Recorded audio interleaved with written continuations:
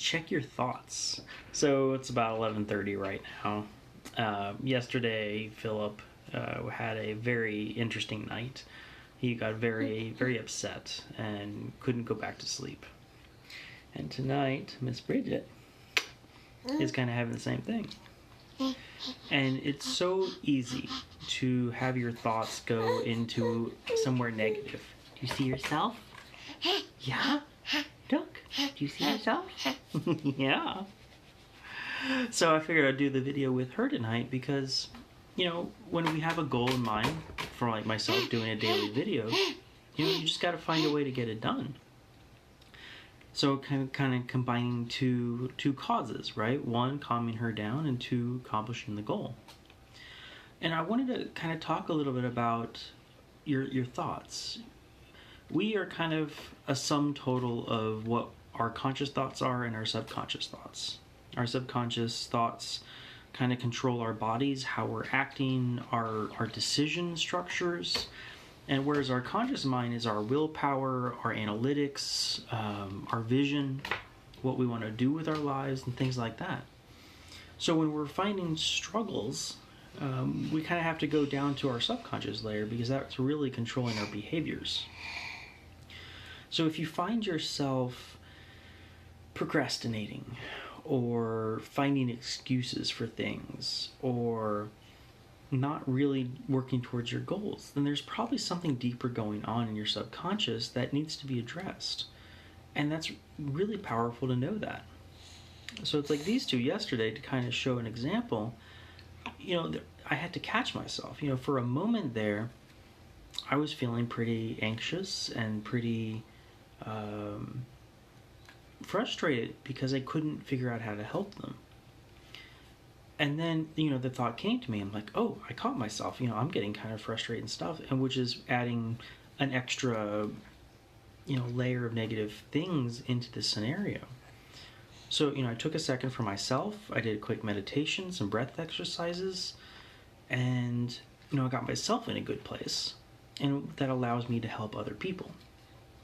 So when we're getting stuck in a particular place and we feel ourselves getting anxious or any of the other negative emotions, and you can catch yourself. The faster you can catch yourself, the faster you can get out of it. And that's really powerful. So keep an eye on where are your thoughts. And then from that, we can take action on that. So for myself, like right now and last night, with Philip having kind of a hard time going back to sleep, and Abby and I basically didn't sleep, and we had to take turns because he wouldn't go back down. It's so important to keep your emotions in check, not only for yourself, but for those around you. For our case, these two wonderfuls, but, for other family members and, if you're in a business setting, stuff like that, it's super important too. So just kind of a reminder to keep yourself aware of what are you actually thinking? Where are you focusing your energy? And the cool thing is, you can always find kind of a happy silver lining in everything, even though the scenario might itself be difficult or even negative sometimes.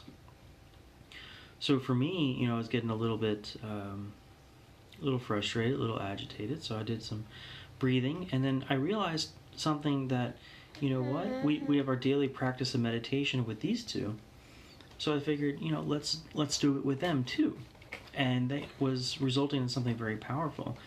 She was getting very amped up and having kind of what almost looked like a baby anxiety attack, and the breathing, my wife and I, Abby, we got together, we sat with her for about 5-10 minutes and just kind of breathed with her, and she calmed down almost immediately. So it's never too early to start being aware and start practicing meditation. I think it has such grand impacts on everybody's life in a very positive way. And then once you get more aware, then you can start working on your thoughts, turning your thoughts into more constructive words. We all have self-talk. The more we can get it into a positive space instead of a negative space, we're building ourselves up rather than tearing ourselves down. And quite frequently, we can be our own worst critic. And we would say things to ourselves that we would never even contemplate saying to somebody else because they're so horrible.